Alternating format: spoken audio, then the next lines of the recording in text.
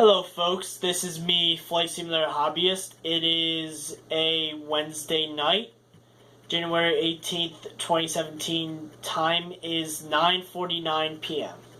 Excuse me. So I'm going to do a review video and kind of a info video, a little bit. I mean, I don't know if I'm going to do a little bit of info video.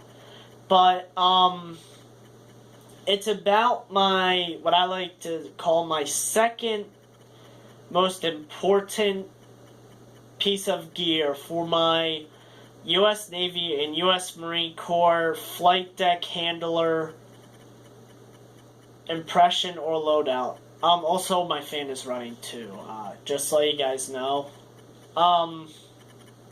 So yeah. So what arrived in the mail yesterday is a Mustang made by, a Mustang Survival MD3040 size large float coat or flight deck vest. This is worn by Navy and Marine Corps flight deck handlers, or you could say flight deck warriors depending on how you're pronouncing it.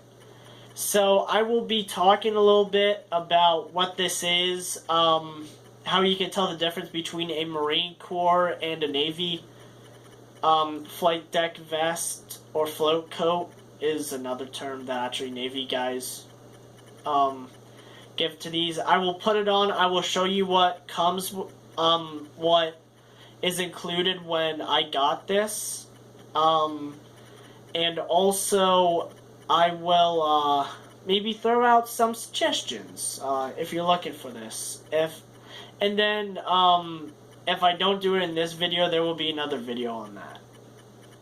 So anyway, so this is the vest that you see the aviation ordnance or the guys at the catapults, or basically the guys on aircraft carrier flight decks wear.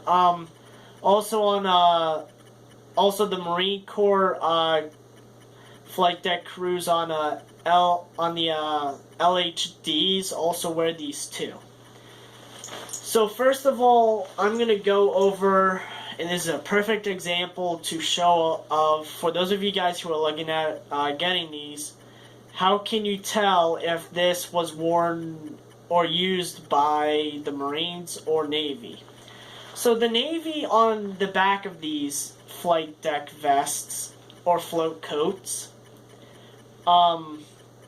spray paint their job, aka the rate, which for an example, a rate is something like you would see on the back of these, like AO, which stands for Aviation Ordnance, and stuff like that. Normally a 2-letter abbreviation for a job. They will spray paint that, and depending on what their job is, they will spray paint their squadron or maybe their name. Or the name of their job too, depending on what the protocol calls for.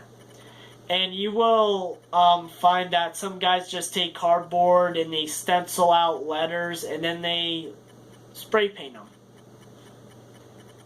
So that's what the Navy does. But for example, I can tell this was issued and maybe worn by a Marine. And why is that? And this might be the obvious. Look at this. There is no letters, nothing spray painted on the back. So the Marines, they have, in my opinion, a better way, but yet again, it's my opinion. So what they do is they type up on a Word document or maybe a Google Docs document what their name, what their name is and what the MOS is, which the Marine MOS number is your job number.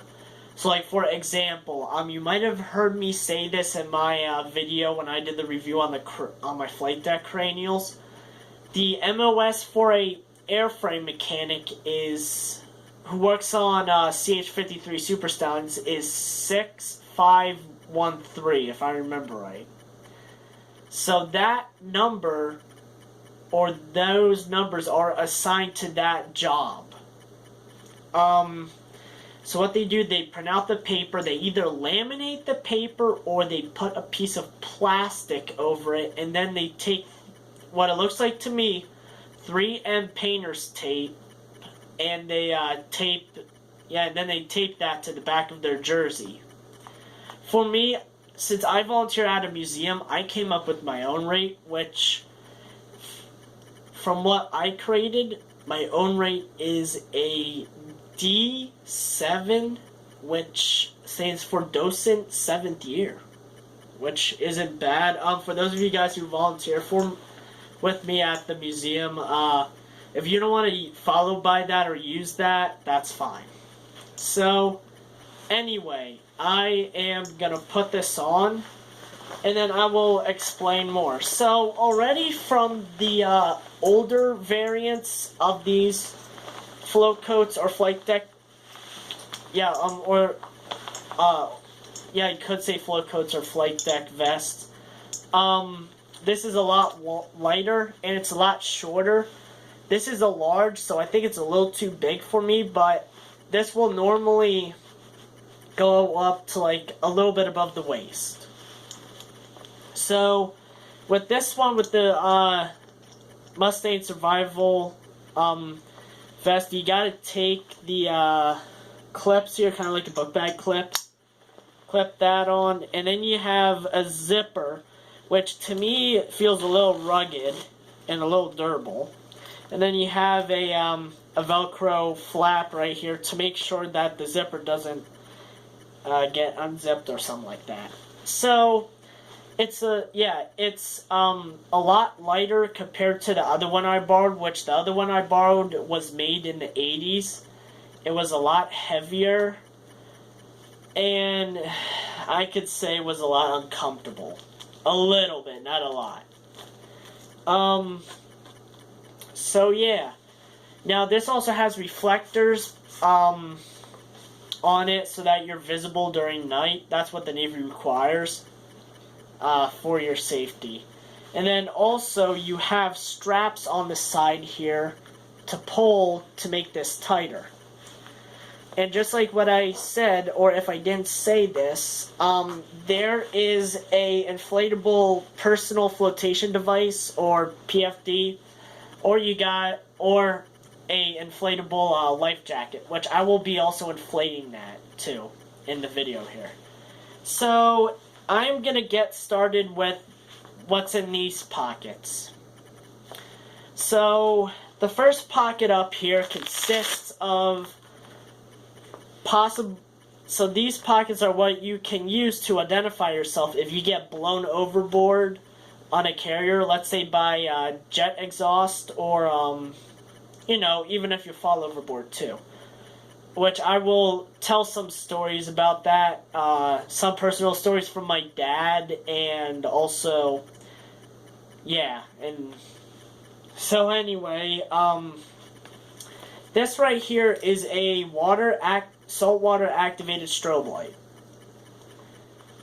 This is the Firefly 3 Solas. Right there. Also the ACR variant. So the way this works is, in order for you to arm it, you put 2 AA batteries, which they go right in here, and this light is also water resistant or waterproof too. So you put the batteries in here. The battery cap is tethered, so you won't have to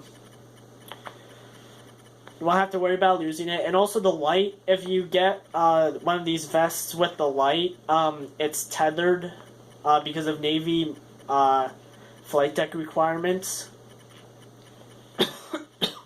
Sorry about the coughing. And yeah, so what you do is you take this switch here, you flip it up. Now, you would expect this light to strobe by now, but it's not. The reason why is because this isn't exposed to salt water, and the way it works is these little metal circles here are the contactor tips to arm it. There's two ways you actually can trip this. One is by taking your finger, licking it on your tongue, and then putting your finger on this, and it'll flash. But since I'm tearing up a little bit, I'm going to see about taking my tear, because tears are known to have salt on it. And you can put on the contacting tip, and look at that. It makes it go off. So this light is visible, if I remember right, up to 6 miles for what it's rated as. This also has Velcro on the front, so if you guys, and this is going out to the flight deck guys, if you guys are working, and this is what I recommend, and you guys don't have to follow this, if you guys are working on the flight deck when there's no flight operations going on, like aircrafts taking off and all that, there's Velcro right here, so you can take and slap it on right here and then just turn that on, so then when you fall overboard you'll be more visible. But this light is also, yeah, waterproof. Another good feature with the old variants, like from the earlier variants, have the pockets but no window. This one does. So what you can do is you can take this light and you can put it in the pocket here where it goes, and then put the flap over, and look at that. The window still provides enough space so that when you are in the ocean and you have the beacon on, you can still be seen. So that's a plus. And now I'm going to turn this off. And I apologize if for some of you guys if this is too bright and if it's hurting your eyes.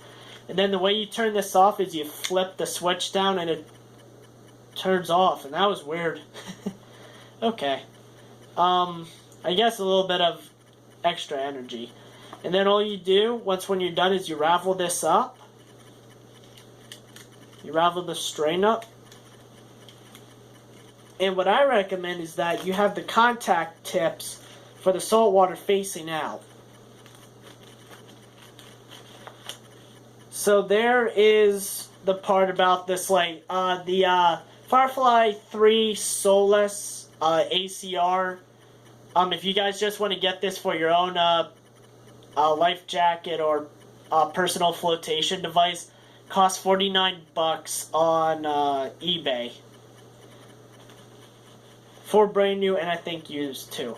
My second option for alerting people that I need help and that I've fallen overboard is, or for my location, a whistle. This whistle is loud, by the way. So yeah, actually that kind of hurt my ears. It's just kind of like a Fox 40 whistle. I've used the Fox 40 whistle before. They're also pretty loud too. But yeah, it's not bad. It doesn't have a metal ball in it. So yeah, it's lightweight and it's also tethered down too.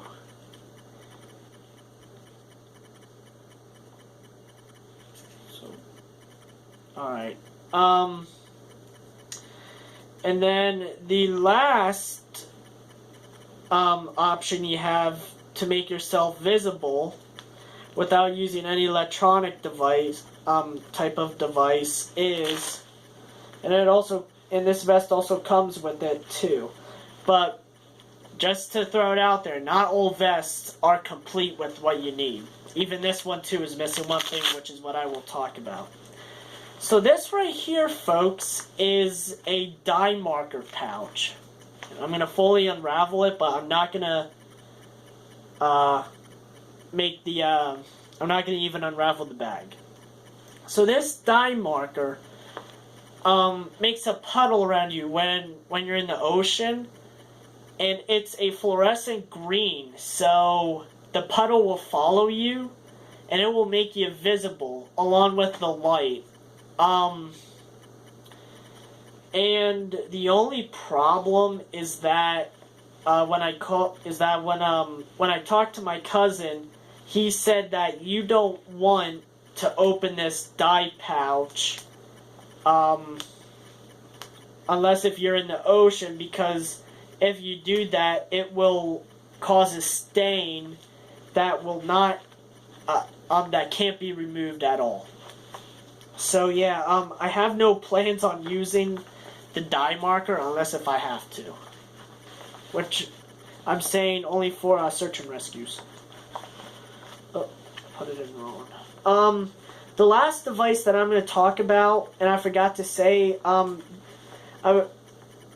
there's only one device that it didn't come with that's actually a lot of money, and that I'm not too sure if you're illegally allowed to own, is the man overboard indicator, and that fits right in this pocket here. So in the old days,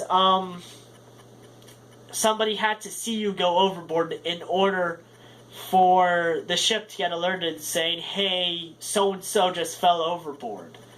Now, with the new technology that, and I'm not criticizing this in a bad way at all, but in my opinion, we humans just rely too much on technology. Well, actually, these days, you still have to call in man overboard if you do see someone go overboard. But anyway, there's an electronic device that would fit right in the pocket here that once when you hit the water will automatically send a signal to the ship that will trip an alarm with sound, kind of like a fire alarm, so to say, and it will also give the GPS coordinates to your exact location, and I think it will even update the GPS coordinates if you move too. So yeah, So yeah, the only thing is that they're pretty expensive from what I've heard of. And yet again, I'm not too sure if you're legally allowed to own one that functions. So yeah. The next thing right here, unfortunately, this is another thing it didn't come with, is the actuator. So right here is where a actuator will be fitted. I am planning on getting an actuator, and what that is depending on what year your vest is made, depends on the type of actuator. The first actuators, and I'm gonna actually screw that back on, is where is where there was a handle and you have a 24 gram CO2 half-inch cartridge filled with CO2 on there. And what you would do when you would fall overboard is you would pull that and it'll inflate your vest with the inflatable PFD that's built into this. But the problem is that a lot of guys were either knocked out or passed out on impact to the water. Or either they got knocked out and just fell overboard. So the first concept to a automatic inflating actuator is where you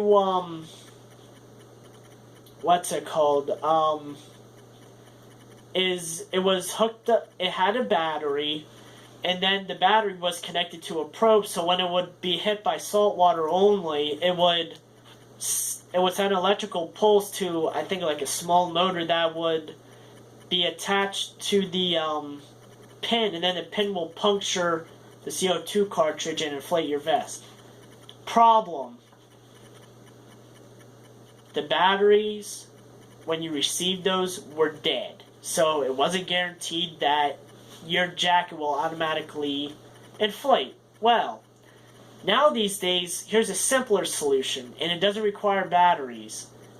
And this is the one I'm gonna get. So now they have the design where there's a water a saltwater soluble pill that you can put in, and what it does is when you hit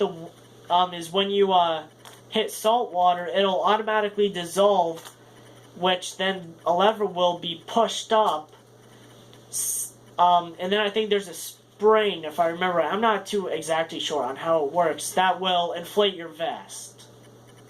So that's how the actuator works. Once again, unfortunately, this didn't come with one, and also kind of the information I told you about, is from another video, and all that I watched. So yeah. Now, this is the only way I can inflate my vest, but right in here is a inflation tube, which for those of you guys who even fly on airlines, this might be similar. By the way, in this vest, in this flight deck vest, is a Mark 1 inflatable PFD. So right here is how. This is the only way, by the way, guys, I can inflate this vest right now. So all you do is you blow into this and it'll inflate your vest. This is your last resort if all else fails. So now I will inflate my vest and show you guys on what it looks like when it's puffed up.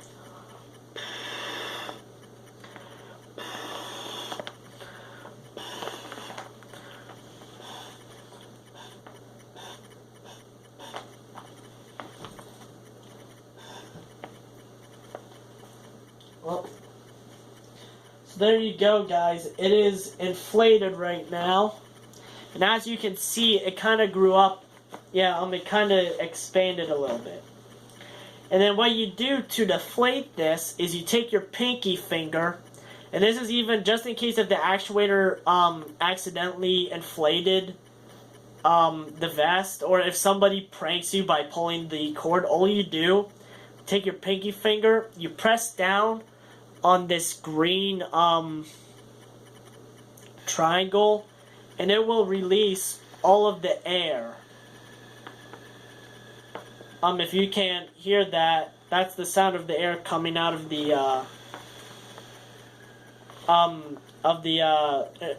inflatable Mark 1 float PFD. Sorry about that. Unfortunately, you can't really get a lot of the air out. It just takes time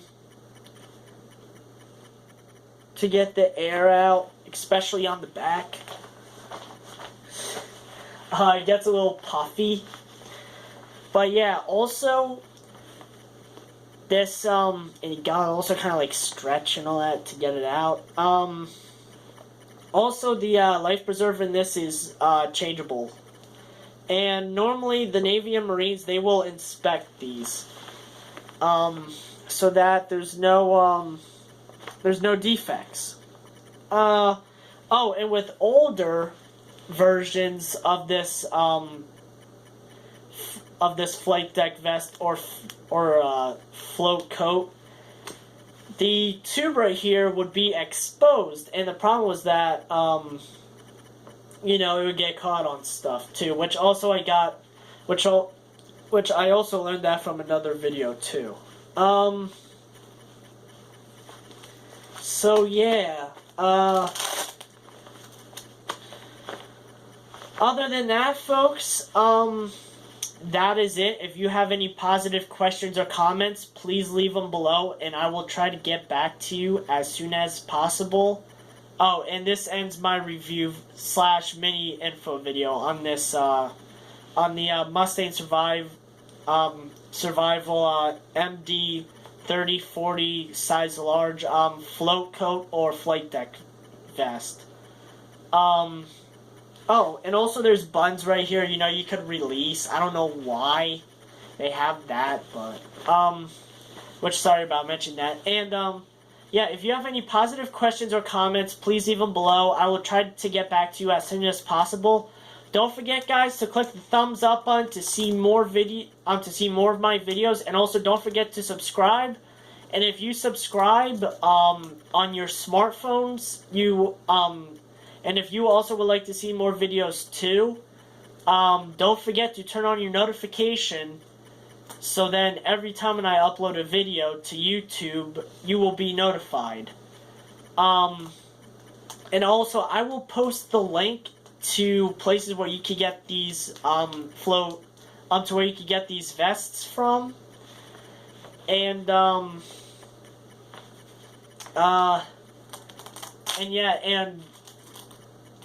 and also, guys, I'm now on Facebook. All you guys have to do, if you guys would like to follow me on Facebook, is just type up Flight Sim Hobbyist, and that would be good enough. Other than that, I hope you got, I hope this, I hope that this was helpful to you guys if you guys are looking at getting these. Also, I hope for those of you flight deck warriors or flight deck handlers that this was helpful in a sense for like ideas for like placing your strobe light, and also to be a little more informational, maybe being a, and I'm also going to try to deflate a little bit this more. And also, I hope this was kind of like a little refresher for you guys to,